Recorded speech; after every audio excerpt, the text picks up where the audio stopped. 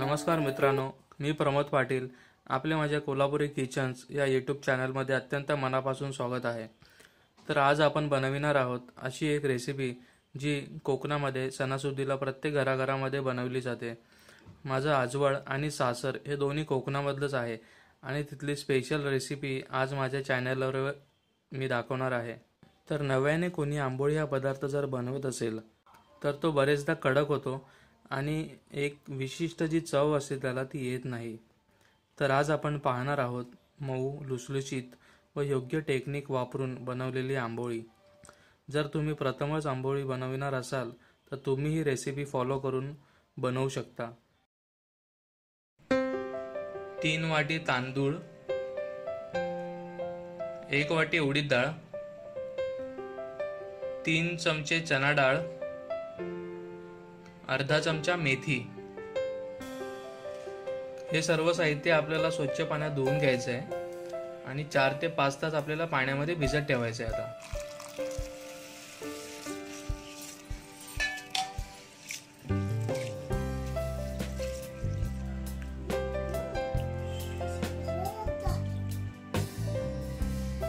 हे सर्व साहित्य आपण स्वच्छ पाण्याने धुवून घेतलेले आहे. ते आता 4 ते 5 तासासाठी त्यावर झाकण ठेवून देऊ आणि हे सर्व साहित्य चांगलं भिजल्यावरती मिक्सरमध्ये वाटून घ्यायचं आहे.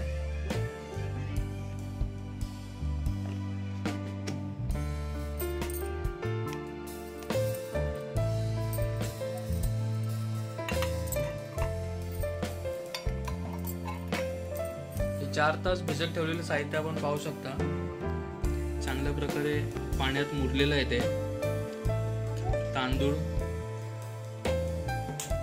डाळ, उडीद डाळ पण चांगली पाण्यात मुरलेली आहे आणि मेथी. आणि आपण 1 वाटी भात यासाठी घेतलेला आहे कारण आंबोळीचं पीठ चांगल्या प्रकारे येतं आणि आंबोळी मऊसूत होते.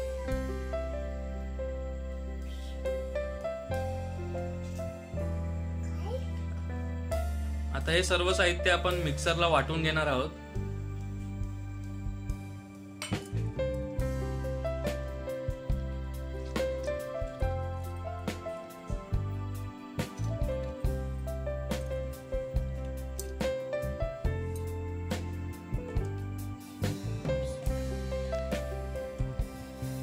हे सर्व साहित्य आपण आता मिक्सरला वाटून घेतलेले आहे.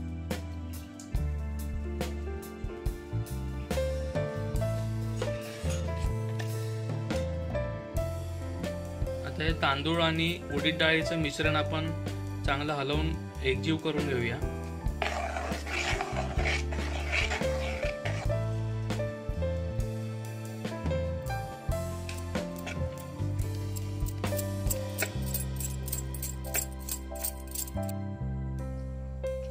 आणि एक महत्त्वाची गोष्ट आहे, हे जे मिश्रण आहे त्यामध्ये आपण आत्ता मीठ टाकणार नाही आहोत. हे मिश्रण आधी आपण 8 ते 9 तासासाठी झाकण ठेवून बंद करून ठेवायचं आहे. आता आपण 8 तासानंतर पाहूया.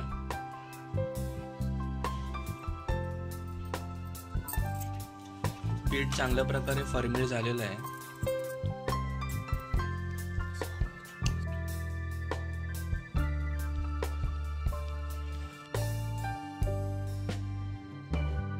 तर या मिश्रणामध्ये आपण 2 चमचे मीठ टाकून मिश्रण चांगले हलवून घेऊ.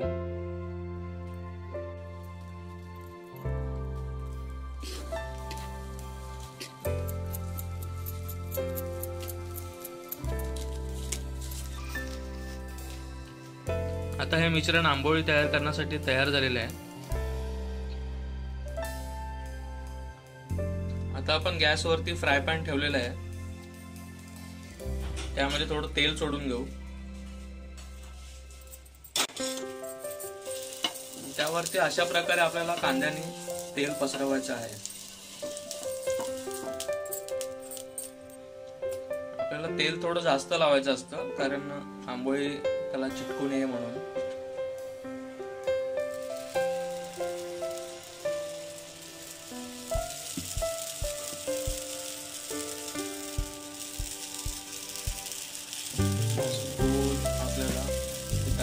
पसरवायचा आहे.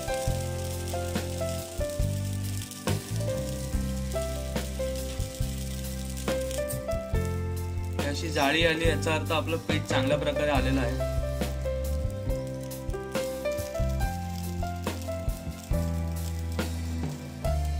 आता यावर आपण 2 मिनिटासाठी झाकण ठेवून देऊया.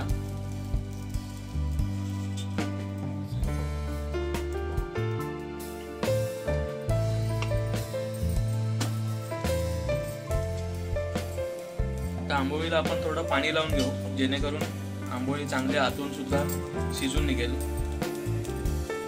आणि कुठेही कच्ची राहणार नाही. पुन्हा झाकण ठेवून देऊ आपण.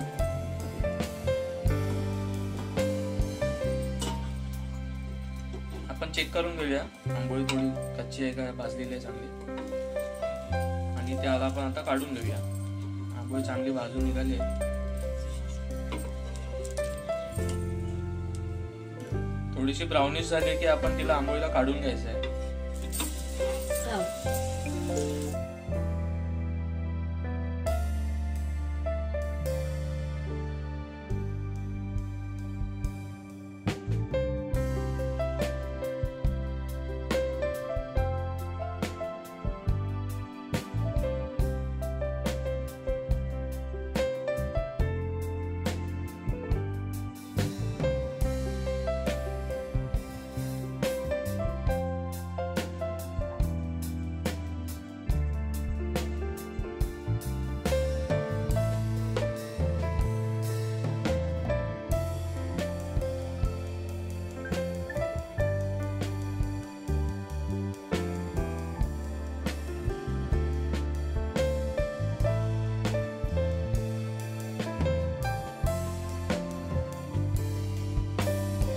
आपली आंबोळी तयार झालेली आहे.